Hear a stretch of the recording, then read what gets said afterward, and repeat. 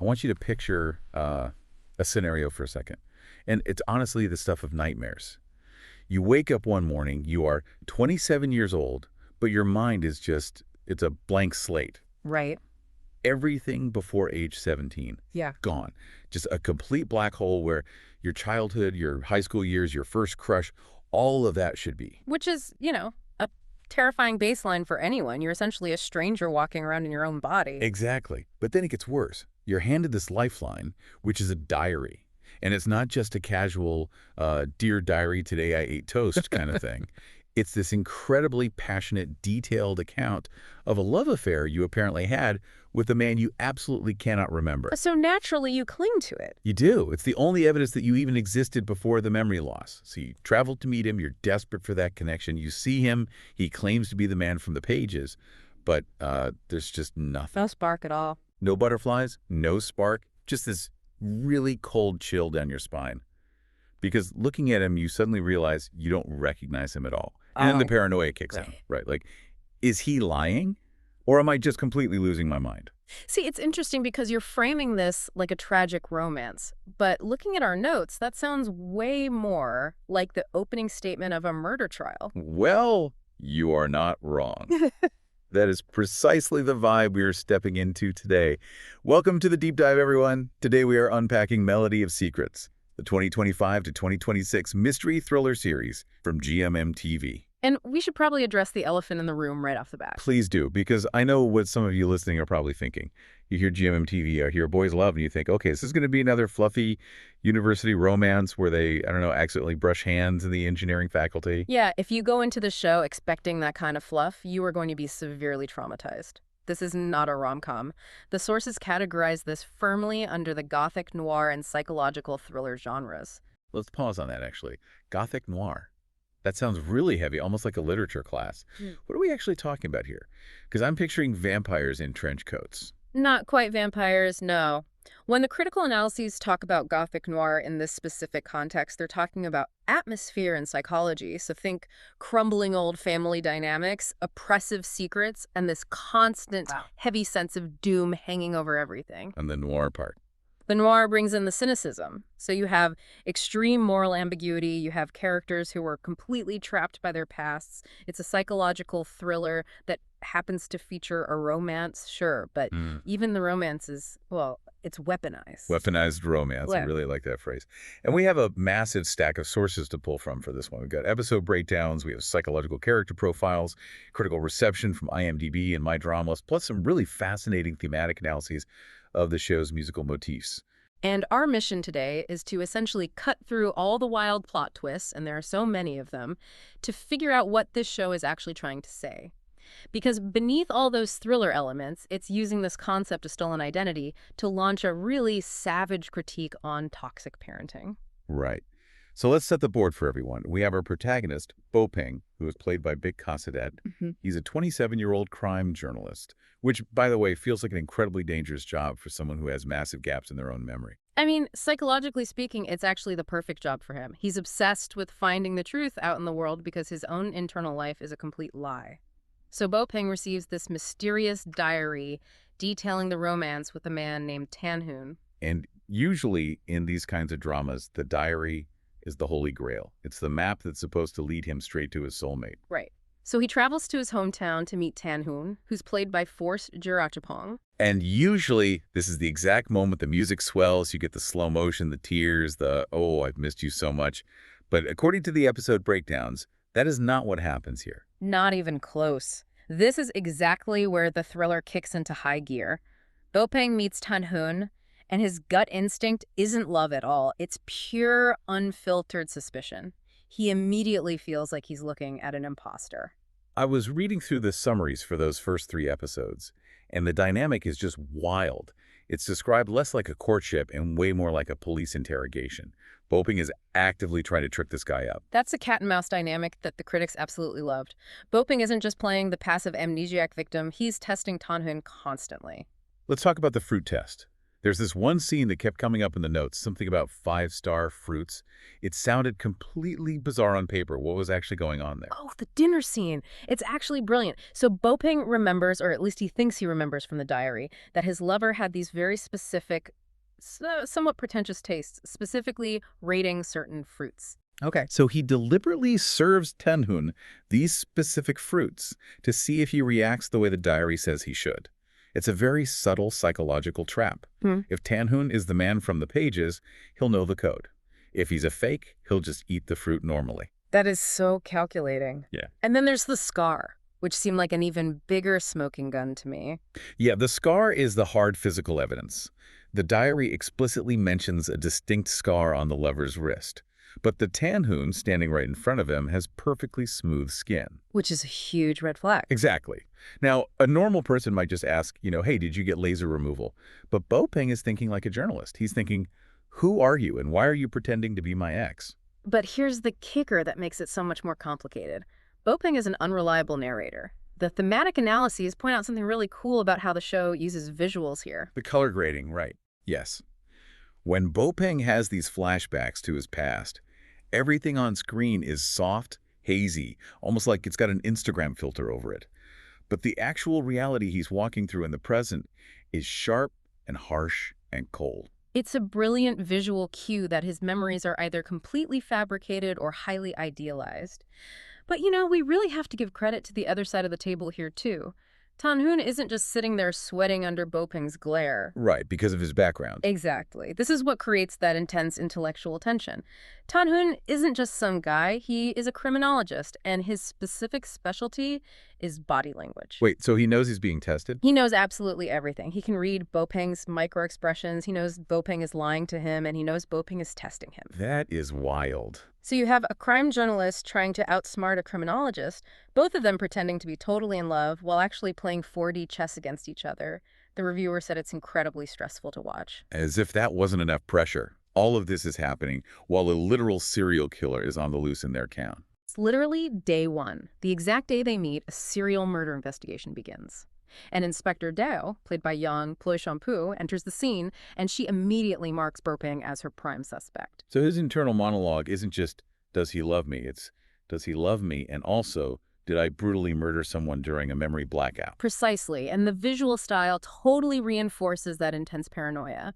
You mentioned the Gothic element earlier. The production design notes talk about these massive bookshelves that feel like they're literally closing in on the characters, the star charts, these sweeping, moody cityscapes at night. I did see some debate in the IMDb reviews about that color grading, though. Some fans felt it was just way too dreamy for a gritty murder mystery. It was definitely polarizing. Some viewers really wanted that gritty, high-contrast, true detective kind of look. But the dreamy aesthetic was highly intentional. It reflects Bopeng's mental confusion. He's basically living in a dream state, totally unable to wake up to the harsh reality of his situation. Okay, we've danced around it long enough. To really understand why the psychology of this show is so messed up, we cannot play coy with the plot anymore. We need to talk about the massive twist in episode 8. We really have to. It's the skeleton key for the entire series. So if you haven't watched it, consider this your major spoiler warning, because this changes absolutely everything. The reason the scar on the wrist doesn't match, the reason the fruit test totally failed, the reason Bopeng feels absolutely no romantic spark, it isn't just because Tankhun is lying to him. No. It's because Bopeng isn't Bopeng. It sounds totally impossible, but yes. The main character, the man we've been following for 8 episodes, the man reading this diary, his real name is actually Tankhun. The real Bopeng died 10 years ago. I just need everyone to take a second to process that. He has literally been walking around with a dead man's name for a decade. It's identity theft, but of the absolute most horrific psychological kind imaginable. The real Bopeng died in a car accident. His mother, Kifalana, simply could not process the grief. She flat out refused to accept reality. And Tankhun was in that same accident, right? Yes, Tankhun was in the crash too and suffered severe amnesia. So, Kitakan and Tanthun's own father, Tanu, conspired together. They used extreme hypnosis to completely overwrite Tanthun's true identity. That is, that's not just bad parenting. That is straight up sci-fi level villainy. They took a living, breathing teenage boy and erased his entire self just to make him a vessel for a dead kid. The psychological profiles in our sources call it the ultimate expression of the child as object trope. We usually talk about toxic parenting in terms of parents wanting their kids to be doctors or lawyers, right? Pushing them too hard. Sure, tiger parenting. But this is that concept taken to an absolute sociopathic extreme. They didn't see Tantharn as a human being with his own soul or autonomy. They literally saw him as a spare hard drive to upload their dead son's personality onto. Which is just chilling. But what about Tankhun in all this? Because he's clearly in on the secret, right? He knows he's looking at Tantharn, not Bopeng. Yes, but Tankhun is just as much a victim of this objectification as Tantharn is. Because Tankhun isn't his real name either. Oh my gosh. He was adopted by the family of Thunfob, and Thunfob was the real Bopeng's actual boyfriend. Okay, I genuinely need a flowchart for this. It's a massive tragedy of errors. The real Bopeng dated a guy named Thunfob, but for various reasons, Thunfob used his adopted brother's name, which was Tankhun, during the relationship. So all the romantic details in that diary were written about Thunfob, but it used the name Tankhun. So when our protagonist shows up in town looking for the Tankhun from the diary, he accidentally finds the real Tankhun, who is a completely different human being. Right. And here is the absolute horror of Tankhun's life story. He wasn't adopted by that family out of love. He was adopted specifically to serve as a biological bone marrow donor for his sick brother, Thunfob. Wow, okay. So both of these lead characters were raised essentially as spare parts for other people. One was a mental replacement and the other was a biological tool. Exactly, and that is the true core theme of Melody of Secrets. It's not actually about the romance at all. It's about two broken people realizing they have been used as objects by the very people who are supposed to protect them. It really shifts your entire perspective on who the villains are in this story. Because usually in a noir thriller, the villain is a mob boss or a corrupt politician. Here, it's literally mom and dad. The sins of the father theme is incredibly heavy here. Consider Tantharn's father, Tanu. We find out later in the season that he actually murdered Thunfob the brother to protect this massive lie. Unbelievable. He murdered a young man just to keep his own son from remembering who he really was. Think about the sheer level of narcissism required to do that. He isn't just protecting a secret. He's treating human life as acceptable collateral damage just to preserve his own artificially constructed reality. And amidst all of this intense family trauma, we still have that serial killer plot running in the background with Inspector Dow. I feel like her character gets overlooked a lot in the discussions because the family drama is just so loud, but her arc is genuinely fascinating. She is the perfect foil to Tantharn. She represents exactly what happens to a person if you refuse to heal from your trauma. While Tantharn eventually has to face the agonizing truth to survive, Inspector Dow does the exact opposite. Because, spoiler alert, it turns out she is the serial killer. The lead detective investigating the murders is actually the killer. It's a classic noir trope, but what is her actual motivation? Pure revenge. She wants to destroy the specific families who ruined hers. But the tragedy of her character, and this is very classic lore, is that she completely refuses to accept reality. There's this brutal reveal that she accidentally killed her own father in the past. Right. But her mind couldn't handle the guilt, so she created this elaborate delusion where she is a righteous avenger cleaning up the town. She ultimately destroys herself because she cannot face the truth of what she did. Whereas Tantharn begins to heal because he finally looks in the mirror and admits, I am not Bopeng. I want to pivot for a second to the title itself, Melody of Secrets. Because music isn't just background noise in this series. It's deeply woven into the psychology of the plot. You mentioned those thematic analyses of the episode titles earlier. Yeah, the musical motifs are brilliant, and the writers clearly knew their music theory. For example, episode 4 is titled Tenuto.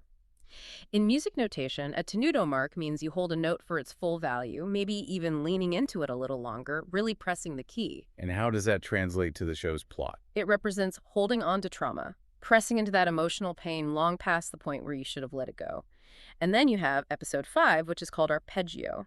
An arpeggio is a broken chord where the notes are played one after another instead of together. That episode represents the shattering of the family unit. Oh, that's clever. And the outline also mentions an episode called fermata. Yes, episode 7 is fermata, which is a pause or a sustained rest in music. In the narrative, that's the calm before the absolute storm of episode 8. It's that breathless moment where everything hangs in suspense before the big twist drops. And then the grand finale is titled Da Capo. Right. Da capo translates to from the head, or essentially from the beginning. It beautifully symbolizes Tantharn starting his entire life over at 27.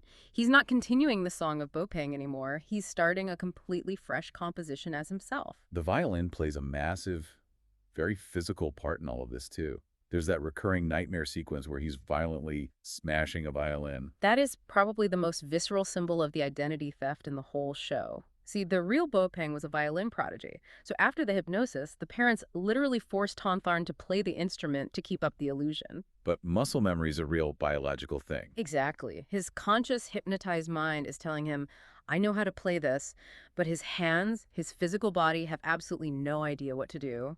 I remember reading the My Dramalist reviews about those physical scenes. Reviewers said they were hard to watch. He's trying to play, his hands are violently shaking, and he looks like he's in actual physical agony. It's his own body actively rejecting the lie. The critics called it forced harmony. He is being forced to play a melody that fundamentally does not belong to him. And the resolution to this specific arc is so powerful just because it's so quiet. He doesn't suddenly learn how to play it. No, in the end, he doesn't magically become a virtuoso to honor his dead brother. He just calmly puts the violin down. He quits. He just quits. He accepts that he, Tantharn, does not play the violin. And letting go of that expectation is where he finds his freedom. Let's talk about how the audience actually digested all of this. Because when you mix bone marrow babies, extreme hypnosis, a serial killer detective, and a romance, that is a very chaotic cocktail for a viewer. Did it actually land? It was definitely polarized, but the highs were incredibly high. The acting, for instance, was universally praised across all our sources, specifically book Kasidet. There's that specific scene in episode 8, the mental breakdown scene, when the hypnosis finally cracks. I saw clips of that floating around. It looked genuinely intense. Viewers and critics alike were calling it a career best performance. Watching his face cycle through sheer confusion, then aggressive denial, and then just absolute gut-wrenching horror. It was a masterclass in acting. And Yan Ploy Shampoo as Inspector Dao got a lot of love, too. Fans really enjoyed seeing her go completely unhinged. It's pretty rare to see a female character in a Thai thriller given the permission to be that dark and that messy. Very rare, and she nailed it. And on the lighter side of things, well, lighter relative to all the murder and trauma fans really seem to latch onto the Daisy bracelet. Ah, the Daisy bracelet. That is basically the emotional anchor of the romance. Tankhun gives Tantharn this very simple, cheap little daisy bracelet, but it represents Tankhun actively choosing the current person, Tantharn, over the idealized memory of the past. It's him saying, I love you, the guy standing right in front of me, not the ghost written about in that diary. Exactly. It grounded their relationship in the present. But it obviously wasn't all roses and daisies for the audience. What were the major complaints from the critics? The biggest one by far was the breakup loop in episode 9. The breakup loop, that just sounds exhausting to sit through. It really was. So once Tantharn realizes who he actually is, he feels like a complete fraud. He's drowning in guilt, so he tries to break up with Tankhun to protect him. But then they talk and get back together, and then he feels guilty and tries to break up again. Oh, no. Yeah, fans on the forums counted something like 30 separate breakup attempts in the discourse of a single episode. And while you could argue it's psychologically realistic for someone having a total identity crisis, for a viewer watching a weekly television show, it just felt incredibly repetitive and stalled the pacing. I can totally see that. And I have to ask about the hypnosis thing, too, because as a central plot device, really, was it believable? That was definitely the other major friction point. A lot of viewers felt the medical magic involved was just a bridge too far. The idea of perfectly erasing a decade of memory and flawlessly implanting a new personality. It pushes the show out of the gritty crime thriller space and straight into science fiction. Yeah, it's a bit comic booky for a show taking itself this seriously. It is. If you went into it expecting a hard-boiled, hyper-realistic police procedural like Mindhunter, the hypnosis plot feels completely silly. But if you accept the Gothic noir premise we talked about earlier, where everything is heightened and metaphorical, it works a lot better. It's a metaphor for parental control. I think that's really the key to enjoying this kind of show. You have to buy into the metaphor from episode 1. It's not trying to be a medical documentary on amnesia. It's a terrifying story about how parents can completely overwrite their children's lives. Exactly. It's fundamentally about the struggle to define yourself when your entire personal history is a fabrication. So, bringing it all home for us today, we have a show about a guy who isn't who he thinks he is, falling for a guy who isn't who he says he is, and they are surrounded by parents who are literal murderers. What is the ultimate takeaway from all these sources? At its very heart, Melody of Secrets is a story about shattering illusions to find a genuine sense of self. It moves the character from the terrified question of who am I to the defiant declaration of I choose who I am. It totally challenges the idea that we are defined by our memories. Because Tankhun has absolutely no real memories of his own life before age 27, yet he proves he is still a complete person who is worthy of love. Right. It challenges you, the viewer, to really consider if we are just the sum of our pasts or if we are the sum of our choices in the present moment. Tankhun ultimately chooses to burn the diary. He chooses to start fresh. And that is his ultimate victory over his abusers. It's a remarkably heavy concept for a TV show. And it leaves us with a final, pretty provocative thought for you listening at home today. Yeah, think about this. If you found out today, literally right now, that your entire life, your name, your history, your job, was just a script written by someone else to help them cope with their own grief, what would you do? Would you try to claw back the person you were before? Or would you simply burn the diary and start fresh from today? Man, that is something to keep you up at night. Thank you for diving deep with us on Melody of Secrets today. We will see you on the next one. Thanks so much for watching. If you enjoyed the video, please consider liking, commenting, and subscribing. It really helps the channel grow. See you in the next one.